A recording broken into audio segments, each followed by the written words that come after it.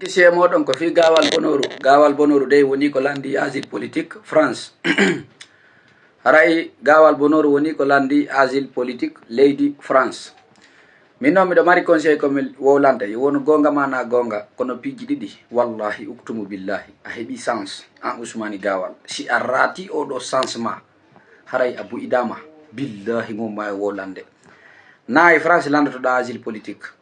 i France yara pays go landoɗa asile politique si a jooɗi ke lagine ɗo France ɗon a wi ko ɗon landotoɗa asile politique ɓe liquidete ɓeygu Dumbuya Lorian Dumbuya ko Franck Zif ɓen ko Zif ɓe empoisonnete total si a arti lagine haray an on ko ɗum woni ya andutu ko habbima ton kon par ce que onon ɗo on foppe mon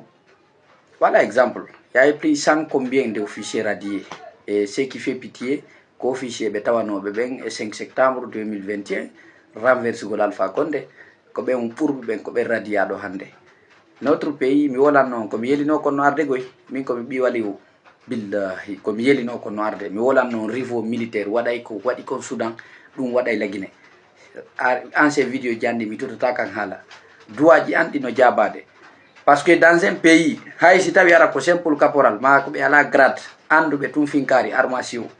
170 soldats radiés anduɓe finkari anduɓe secret leydi c'est très dangereux dans un pays mais non ko kamɓe waɗi aray menen ko ɗi duwaji ɗo men fala hen yo ɗum ɗo waɗu conflit nata et puis on commence les batailles le meilleur gagne waridire ko mayata ko maya kono an Gawal bonoru hakkunden Allah si ɗamari barke luttike wuri Baylo Kanté ka wonɗa ɗon ɓayara yaw kiɓe maler lando asile iwa France sa woni France ɓe liquidete ɓe empoisonnete yew nokkugo landoɗa asile joɗɗa si a immike arti haray a mayidama ko habbi ma kon no habbi ma Guinée on foppo e mon ko enna en ɓe tolliray o gotu gotu ma ɓe toñira mo mam c'est à dire mi wolitike république de Mandinka sentiment ala pitié ala ko ɗum bo yiɗa nande maninka ko yimɓe ɓe sendototako pays ji ɗi ɓe woni ɗin fof goye piiri ko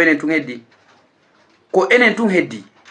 Bissau piiri ɓen ɓe gaynino ɓe laaɓodiri ɓe teddidiri Libéria piiri ɓe laaɓodiri ɓe sendodiri Sierra Leone ɓe piiri ɓe laaɓodiri ɓe sendodiri Mali ɓe piirude Burkina ɓe piiri heddike enen ka meɗen kala leydi ndi maninka woni ko min haalani on ko enen tun heddi hande kadi piiraka ɗum ɗon noon sadaka ala haray ko ɗum ko duwa ko yo jaabo enen e maninka ɓen laaɓodiren itten gore yawre haysi ko maninkaɓe 10 fulɓe 10 forese 10 soso 10 kisi 10 toma 10 wuro yay ñande go hara ɓenɗo mo ɓe teddinay goɗɗo ɓe anda way en fof koye guinéɓe kono min wawata wurude république de Mandinka ɗum c'est inadmissible c'est inacceptable en fait Gawal bonoru yaka seede ma e avenir ma on ka juuɗe ma ƴettore ma nden arta hay France ka wonɗa ɗon ka landiɗa ɗon asile politique c'est très dangereux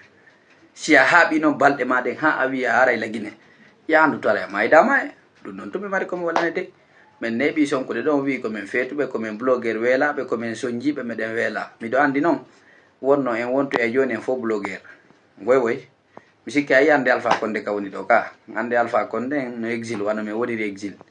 c'est ça hein donc voilà